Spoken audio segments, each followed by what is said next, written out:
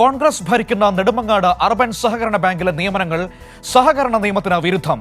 താൽക്കാലിക നിയമനം നൽകിയവരെ പിരിച്ചുവിടാൻ ജോയിന്റ് രജിസ്ട്രാറുടെ നിർദ്ദേശം.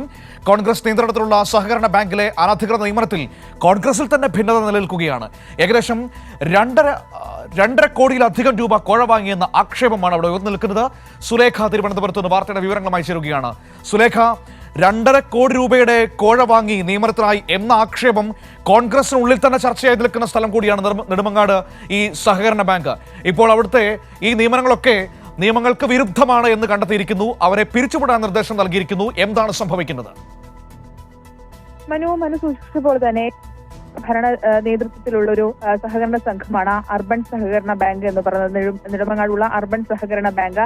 ഇതിൽ ഈ ഒരു അഴിമതിയുമായി ബന്ധപ്പെട്ട നിയമന അഴിമതിയുമായി ബന്ധപ്പെട്ട നേരത്തെ ഈ കോൺഗ്രസിലെ ഒരു വിഭാഗം ആളുകൾ KPCC പ്രസിഡന്റിനും അതിനൊപ്പം തന്നെ പ്രതിപക്ഷ നേതാവിനും അടക്കം പരാതി നൽകിയിരുന്നു. ആ പരാതി തുടർന്നുണ്ടായ സംഭവ വികാസത്തിന് പിന്നാലെയാണ് ഇപ്പോൾ ജോയിന്റ് രജിസ്ട്രാർ ഇതിൽ അന്വേഷണം നടത്തുകയും ജോയിന്റ് രജിസ്ട്രാർ ഇത്തരത്തിൽ ഈ ബാങ്കിലെ നിയമനങ്ങൾ അത് റദ്ദ് ചെയ്തുകൊണ്ടുമുള്ള ഒരു ഉത്തരവ് ഇറക്കിയിട്ടുള്ളത്.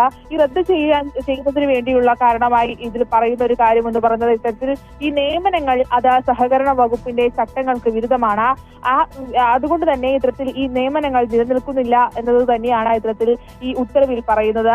എന്തായാലും ഇതുമായി ബന്ധപ്പെട്ട നേരത്തെ കഴിഞ്ഞ ആഴ്ചയിലൊക്കെ തന്നെയും ഇതുമായി ബന്ധപ്പെട്ട് ഈ കോൺഗ്രസിൽ വലിയ രീതിയിലുള്ള വിഭാഗീയത വന്നിരുന്നു. അതിന് പിന്നാലെയാണ് ഇപ്പോൾ ഈ നിയമനങ്ങൾ ചൂണ്ടിക്കാട്ടിക്കൊണ്ട് ഇത്തരത്തിൽ ഇത് ചട്ടവിരുദ്ധമാണെന്ന് ചൂണ്ടിക്കാട്ടിക്കൊണ്ടുള്ള ഉത്തരവ് ജോയിന്റ് രജിസ്ട്രാറുടെ ഭാഗത്തു നിന്ന് ഉണ്ടാകുന്നത്.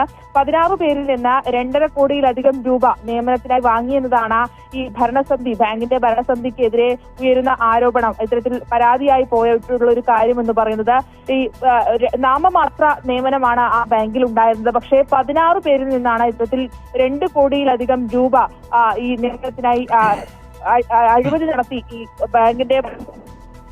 ഇതിൽ ഈ പ്രദേശത്തെ നെടുമങ്ങാട് പ്രദേശത്തെ കോൺഗ്രസിലെ ഒരു വിഭാഗം നേതാക്കൾ വലിയ രീതിയിലുള്ള പരാതികൾ ഉന്നയിച്ചിരുന്നു. അതിന് പിന്നാലെയാണ് ഇന്നിപ്പോൾ ജോയിന്റ് രജിസ്ട്രാറുടെ ഭാഗത്തു നിന്നുള്ള ഈ ഉത്തരവ് നിയമനങ്ങൾ റദ്ദ് ചെയ്തുകൊണ്ടുള്ള ഉത്തരവ് വന്നിട്ടുള്ളത്. മനു, ശരി, സുലേഖ തിരുവനന്തപുരത്ത് നിന്ന് വിവരങ്ങൾ നൽകിയത്.